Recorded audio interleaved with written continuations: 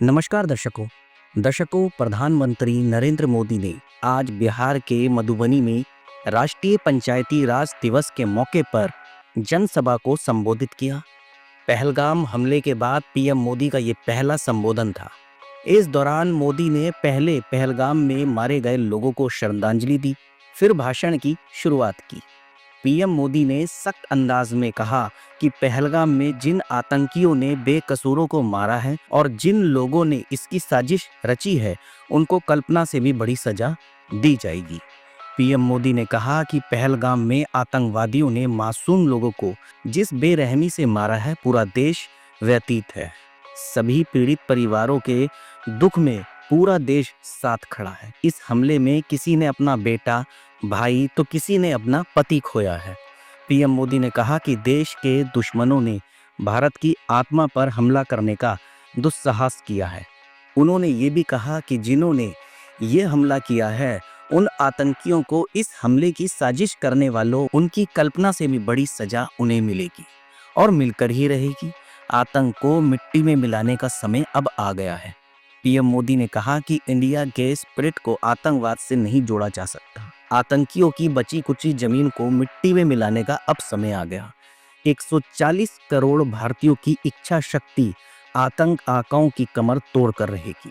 PM Modi ने कहा कि पूज्य बापू के दृढ़ विश्वास था कि जब तक भारत के गांव मजबूत नहीं होंगे, तब तक भारत का तेज विकास नहीं हो पाएगा।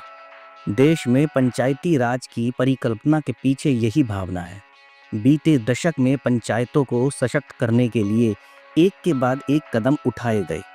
टेक्नोलॉजी के माध्यम से भी पंचायतों को मजबूत किया गया।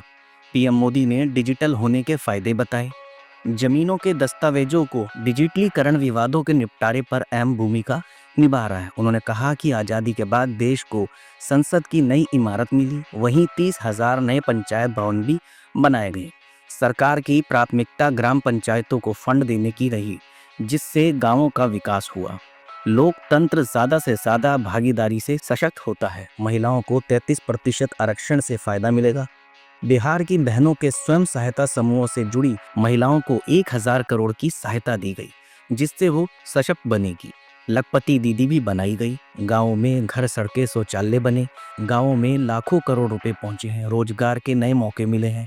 पीएम आवास योजना का लक्ष्य है कोई भी गरीब परिवार बेघर ना हो। जिन्हें घर मिला है, उनके चेहरे पर संतोष और आत्मविश्वास का भाव हो। 4 लाख करोड़ से ज्यादा पक्के घर बनाए गए। 3 करोड़ और पक्के घर गरीबों को दिए जाएंगे।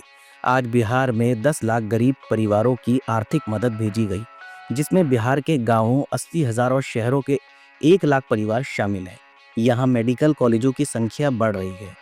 गांव में भी अच्छे अस्पताल बने। बिहार में 10,000 से ज्यादा आयुष्मान आरोग्य मंदिर बने। बिहार में जन औषधि केंद्र बनाए गए। बिहार के लोगों का 2000 करोड़ रुपए दवाई पर होने वाला खर्च बचा है। लाखों लोगों को मुफ्त इलाज मिला है। पीएम मोदी ने कहा कि पटना में मेट्रो का काम चल रहा है।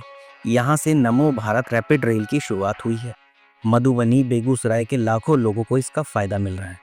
मखाना दुनिया के लिए सुपर फूड है। हमने इसे जीआई टैग दिया है। बिहार का मखाना दुनिया भर के बाजारों तक सुपर फूड के रूप में पहुंचेगा। खेती के साथ साथ मछली उत्पादन में भी बिहार आगे बढ़ रहा है। पीएम मत्स्य संपदा योजना के तहत भी सैकड़ों करोड़ रुपए के काम हुए। पीएम के भाषण के बाद सीएम नीतीश कुमार ने उनका स्वागत किया। सीएम नीतीश कुमार ने कहा कि हमने महिलाओं को पंचायत में 50% आरक्षण दिया है। उन्होंने कहा कि हमने हाल ही में प्रगति यात्रा के जरिए बिहार के कामों का जायजा लिया। पीएम मोदी के नेतृत्व की केंद्र सरकार में बिहार में बहुत काम हुआ। सड़क योजना, बाढ़ नियंत्रण और स्वास्थ्य के लिए केंद्र सरकार ने बड़ी घोषणाएं की। मखाना बोर्ड का ऐलान किया गया। विपक्षी पार्टी पर टिप्पणी करते हुए उन्होंने कहा कि उसने बहुत गड़बड़ किया है, हम उसे साथ कभी नहीं जा सकते। पीएम मोदी ने बिहार की 869 करोड़ की रेल परियोजना का शुभारंभ किया। प्रधानमंत्री नरेंद्र मोदी ने पीएम आवास योजना के तहत लोगों को घर की चाबियां तक सौंपी, जिससे लोग बेहद खुश हैं।